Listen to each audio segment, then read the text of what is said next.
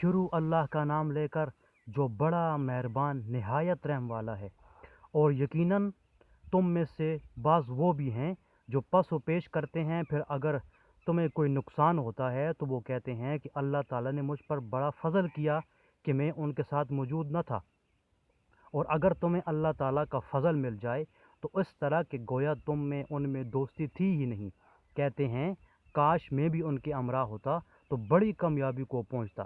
بس جو لوگ دنیا کی زندگی کو آخرت کے بدلے بیچ چکے ہیں انہیں اللہ تعالیٰ کی راہ میں جہاد کرنا چاہیے، اور جو شخص اللہ تعالیٰ کی راہ میں جہاد کرتے ہوئے شہادت پالے یا غالب آ جائے یقیناً ہم اسے بہت بڑا ثواب عنایت فرمائیں گے۔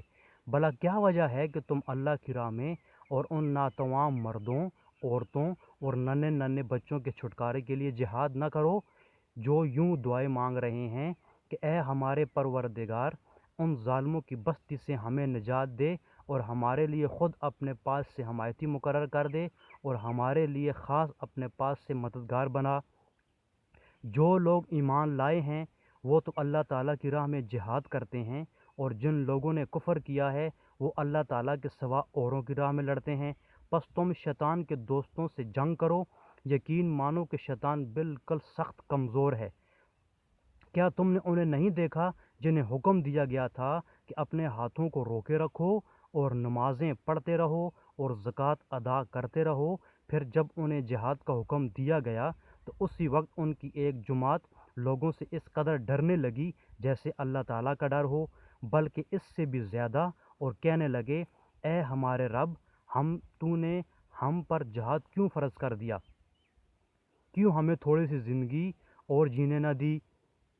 آپ کہہ دیجئے کہ دنیا کی سود مندی تو بہت ہی کم ہے اور پرہیزگاروں کے لیے تو آخرت ہی بہتر ہے، اور تم پر ایک دھاگے کے برابر بھی ستم روانہ رکھا جائے گا۔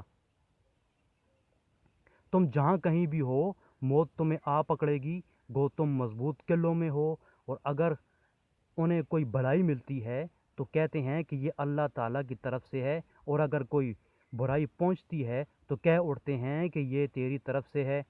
انہیں کہہ دو کہ یہ سب کچھ اللہ تعالیٰ کی طرف سے ہے۔ انہیں کیا ہو گیا ہے کہ کوئی بات سمجھنے کے بھی قریب نہیں؟ تجھے جو بھلائی ملتی ہے وہ اللہ تعالیٰ کی طرف سے ہے، اور جو برائی پہنچتی ہے وہ تیرے اپنے نفس کی طرف سے ہے۔ ہم نے تجھے تمام لوگوں کو پیغام پہنچانے والا بنا کر بھیجا ہے، اور اللہ تعالیٰ گواہ کافی ہے۔ اور رسول صلی اللہ علیہ وسلم کی جو اطاعت کرے اسی نے اللہ تعالیٰ کی فرما برداری کی، اور جو منہ پھیر لے تو ہم نے آپ کو کچھ ان پر نگہبان بنا کر نہیں بھیجا۔ یہ کہتے تو ہیں کہ اطاعت ہے، پھر جب آس پاس سے اٹھ کر باہر نکلتے ہیں تو ان میں کی ایک جماعت جو بات آپ نے یا اس نے کہی اس کے خلاف راتوں کو مشورے کرتی ہے۔ ان کی راتوں کی بات چیت اللہ لکھ رہا ہے۔ جو آپ ان سے منہ پھیر لیں تو اللہ پر بھروسہ رکھیں، اللہ تعالیٰ کافی کارساز ہے۔ کیا یہ لوگ قرآن میں غور نہیں کرتے؟ اگر یہ اللہ تعالیٰ کے سوا کسی اور کی طرف سے ہوتا تو یقیناً اس میں کچھ اختلافات پاتے۔